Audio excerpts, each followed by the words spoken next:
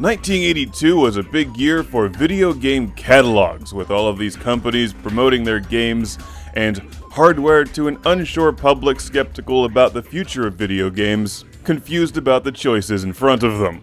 Is this game with blinking dots better than that game with blinking dots? Well, Intellivision's here to tell you that theirs is.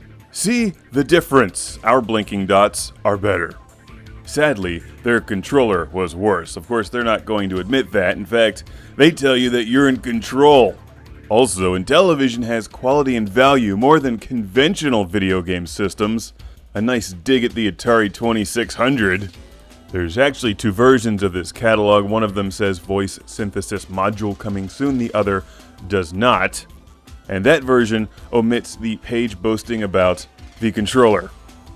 Because that's complete BS. My thumbs still hurt from playing Space Armada last week. But I've voiced my displeasure about the Intellivision controller over the years. However, I'm quite fond of most of their games, which do feature better graphics than the competing Atari 2600. Sadly, the controller's a major step backwards, but check out the beautiful full-color artwork in the Intellivision Intelligent Television video game catalog, spanning 38 pages. 38 pages. Companies can't even bother to print you a black and white instruction manual anymore, but they give you a 38-page catalog in every game. And the artwork's really good. This isn't quite as stylish as something like that Atari 5200 catalog I recently reviewed. That's just a beautiful catalog, also filled with marketing BS. This one, however, has got some real work put into it. Lots of information, tons of games, and it's big enough that you could read it for an afternoon.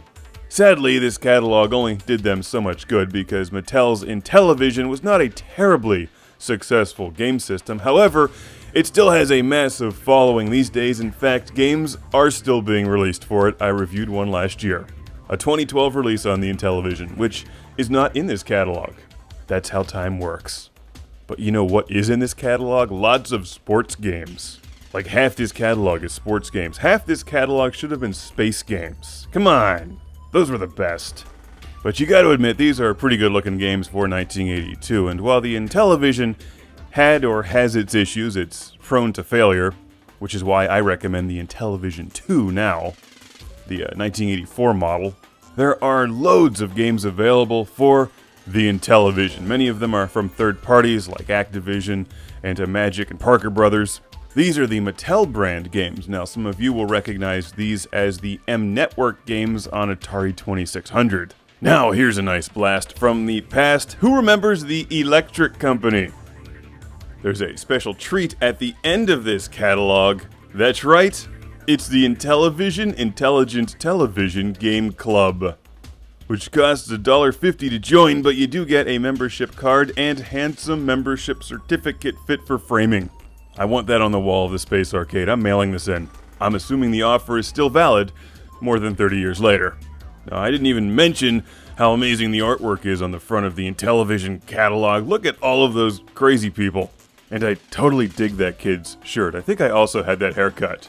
It's the 1982 Intellivision game catalog.